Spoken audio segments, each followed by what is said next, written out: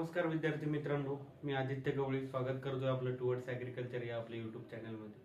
मित्रांनो, बरेच दिवस झाले आपल्या चॅनलवरती व्हिडिओ नव्हता. काही तांत्रिक अडचणीमुळे मी व्हिडिओ करू शकलो नाही. पण आता ऐन तुमचा संकटाचा काळ चालू झालाय, कारण आता तुमचे प्रॅक्टिकल एक्झाम संपून सेमिस्टर आणि थेअरी एक्झाम तुमची चालू होणार आहे 6 फेब्रुवारी पासून. तर ह्या तुमच्या संघर्षाच्या काळामध्ये मी नक्की तुमच्या सोबत असेल.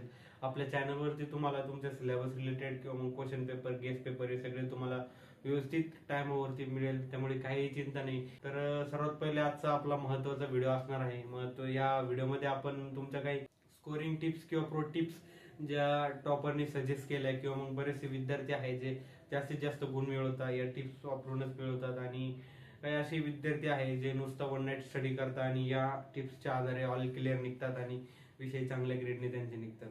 तर चला, तर आजचा जास्त वेळ न घेता आपण आपल्या महत्वाच्या मुद्द्याकडे वळूया. तर यामध्ये सर्वात पहिले मित्रांनो, खरं तर पेपर आपण लिहिलाय किती व त्यात काय लिहिलंय यापेक्षा आपण पेपर लिहिलाय कसा यावर जास्त फोकस केला जातो. या फोकसनुसारच तुमचे मार्क बघितले जाते. खरं तर आपल्याला येतंय किती आणि आपण रिप्रेझेंट किती करतोय.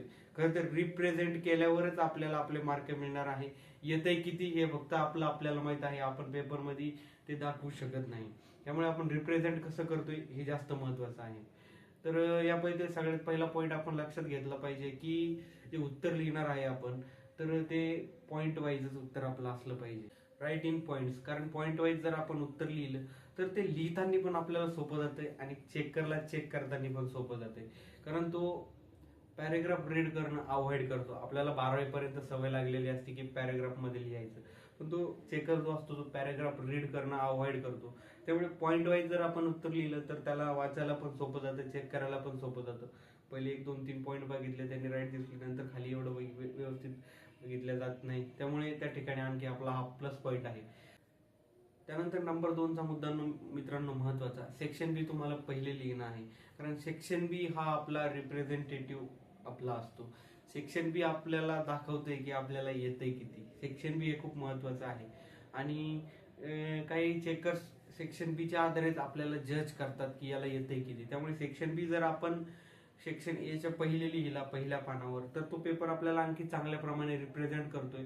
तो समोरच्याला खात्री करून देतोय की याला इतकं येतंय म्हटल्यावर समोरचं पण येतच असतील. त्यामुळे समोर आपल्या थोडंफार चुका झाल्या असल्या तर त्या ठिकाणी त्या अवॉइड केल्या जातात. तर सेक्शन बी जर तुम्हाला 50 ते 60% येत असेल तर तुम्ही लिहून घ्या. बाकीचं जे राहिलेलं आहे ते आपल्याला शेवटला इकडून तिकडून येतं किंवा मग आठवलं तरी जातं. आपल्याला आठवून थोडंफार आपण त्या ठिकाणी लिहू शकतो. त्यानंतर महत्वाचा तिसरा मुद्दा मित्रांनो, जे क्वेश्चन्स तुम्हाला येत आहेत ते पहिले लिहा. कारण आपल्याला पेपरमध्ये टोटल 10 प्रश्न विचारले जाणार आहेत. तो 2+1चा असो किंवा 1+1चा असो, तर 10 क्वेश्चन पैकी आपल्याला 8 कंपल्सरी अटेम्प्ट करणं आहे. तर या 8 पैकी आपल्याला जर 10 नंबरचा क्वेश्चन जरी येत असेल किंवा 8 नंबरचा क्वेश्चन जरी येत असेल, तरी तो आपण पहिल्या पानावर लिहिला किंवा पहिले तिथनं चालू केलं तरी काही अडचण नाही.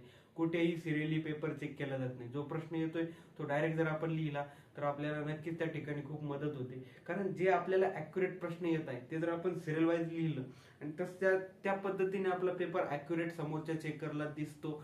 त्यामुळे शेवटला जे आपल्याकडून चुका होतात, कारण शेवटला आपण असेच प्रश्न टाकतो जे आपल्याला खूप कमी प्रमाणात येतात किंवा येतच नाही किंवा आपण ते फेकोलॉजी यूज करतो, तर ते प्रश्न त्या ठिकाणी अवॉइड केले जातात या ट्रिकमुळे.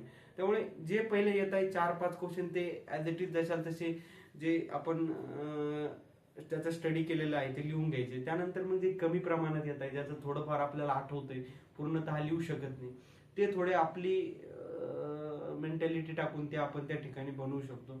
आणि शेवटी राहिलेले 2-3 प्रश्न याचं काय करायचं मी याचं तुम्हाला व्हिडिओच्या शेवटी सांगतो. त्यानंतर महत्वाचा चौथा मुद्दा मित्रांनो, आपण इनलिस्ट आणि डिफाईन व्यवस्थितरित्या करणं गरजेचं आहे. इनलिस्ट आणि डिफाईनला आपल्याला दुसरा पर्याय नाही. कारण एवढं तरी आपल्याला आलं तर आपण पेपर नक्कीच ऑल क्लिअर काढू शकतो.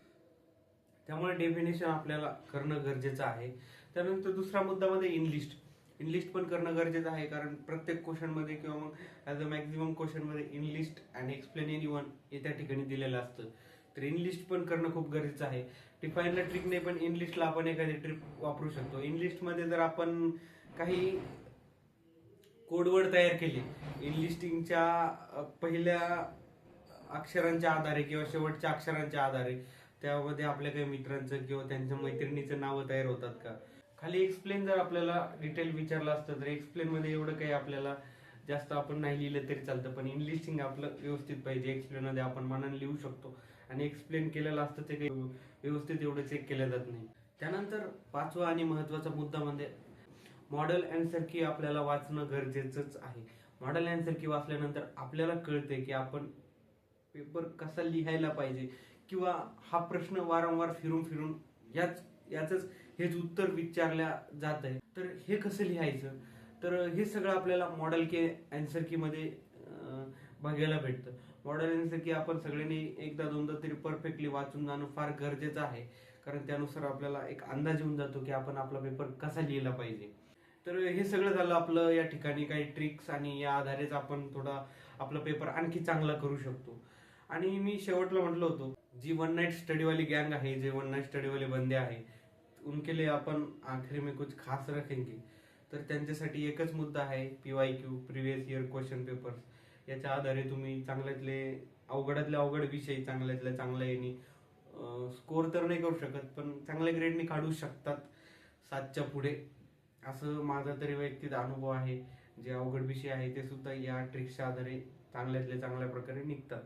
तर यामध्ये तुम्हाला सर्वप्रथम एक 2-3 वर्षाचे क्वेश्चन पेपर घेणे आहे. त्यामधले सगळे क्वेश्चन पहिले घेणं आहे. यामध्ये कॉमन काही निघतात का, एक ॲव्हरेज जरी सांगितलं तर एक 15 ते 18 क्वेश्चन या ठिकाणी कॉमन निघतात. ते क्वेश्चन कॉमन काढून मग आपण त्या ठिकाणी अनालिसिस करणं गरजेचं आहे की किती वेळा कोणता जास्त प्रश्न विचारला गेला आहे, कोणता कमी विचारला गेला आहे. त्यानुसार मग आपण त्याचा स्टडी करून एक आपल्याला पेपरमध्ये नाही जरी म्हणलं तर 60 ते 70% PYQ मधून येतं. कारण सिलेबस खूप जास्त नाही, आपला टॉपिक्स कमी आहे, त्यामुळे वारंवार तेच प्रश्न आपल्याला विचारण्यात जाण्याची संभावना जास्त आहे. यावेळेस काही 2-3 सिलेबस तुम्हाला 2-3 सब्जेक्ट कोर्स तुम्हाला नवीन आले, त्यावर सुद्धा आपण तुम्हाला गेस्ट पेपर देण्याचा प्रयत्न करू, जेणेकरून तो सुद्धा अवघड जाणार नाही. लास्ट मी म्हटलो होतो की काहीच नाही आलं तर काय करायचं. मित्रांनो, काहीच नाही आलं तर काय करायचं, काय करायचं यापेक्षा आपण थोडेफार हातपाय हलवले तर नक्कीच काहीतरी होईल. मग यामध्ये आपण जर तुम्हाला एक बऱ्यापैकी सगळं होऊन झालं, इनलिस्टिंग केली व्यवस्थित, त्यानंतर पॉईंट वाईज उत्तर लिहिले, त्यानंतर सेक्शन बी पहिलं लिहिलं आणि 4-5 प्रश्न तुमचे ॲक्युरेट लिहिले आणि शेवटचे सुटत आहे त्या ठिकाणी काहीच येत नाही तर काय करायचं. तर त्या ठिकाणी आपण काही पर्याय नाही, त्यामुळे आपण त्या ठिकाणी फेकोलॉजी वापर करणंच गरजेचं आहे. त्यामध्ये मग आता त्यातला एखादा कॉमन शब्द किंवा मग ते प्रश्न समजून घ्यायचा, त्यावर आधारे आपल्याला काय आठवतंय, काय त्याबद्दल वाचलं आहे का, किंवा त्याच्या रिलेटेड काही दुसरं आहे का, ते अनुसरून मग त्या ठिकाणी आपण एक पेज भरायचं काम करायचं. फक्त लाईन्स भरल्या पाहिजे एवढं त्या ठिकाणी बघायचं, दुसरं काही त्या ठिकाणी ऑप्शन नाही आहे. मग या ठिकाणी 8 मार्काचा जर प्रश्न असेल तर 2-3 मार्क तुम्हाला, 4 मार्काचा जर प्रश्न असेल तर 1-2 मार्क तुम्हाला त्या ठिकाणी आरामशीर भेटून जातात. याला सगळं आपलं तुम्हाला जे काही पेपर बद्दल समजून सांगण्याची, जे काही इम्प्रूव्ह करण्याची, ग्रेड इम्प्रूव्ह करण्याची एक ट्रिक. धन्यवाद.